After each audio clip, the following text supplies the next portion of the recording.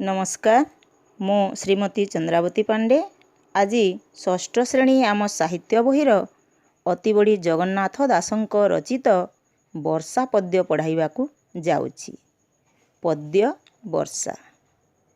एमंते ग्रीष्म काल गला बरसा ऋतु प्रकाशिला सकल ऋतुंकर सार शस्य संपद मंचपुर मेघे मिलिले शून्य पथे बिजुली शबद संगते महिमंडल दुख चाही जल छाडिला तोष होई घोर सबदे मेघमाल गर्जिण बरसंती जल। एबे आमे जानिबा व्याकरण विभागर किछि प्रश्न आउ उत्तर।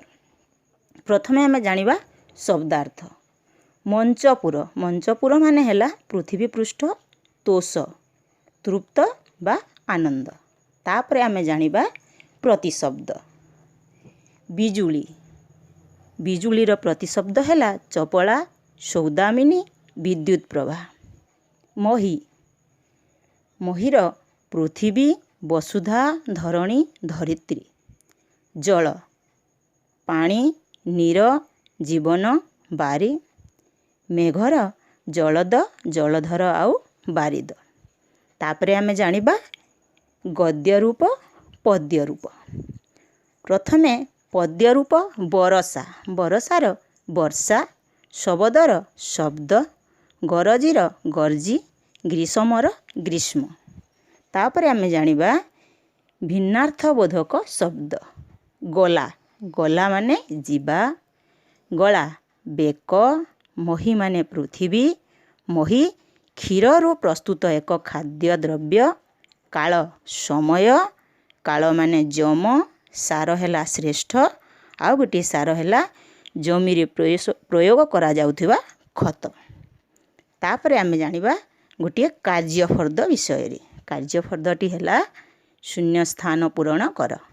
एमंते डेक्स गला एमंते ग्रीष्म काल गला मेघे मिलिले डेक्स मेघे मिलिले शून्य पथे घोर सबदे डेक्स घोर सबदे मेघमाल डेक्स छाडिला तोष होई जल छाडिला तोष होई डेक्स बरसंती जल गर्जिण बरसंती जल।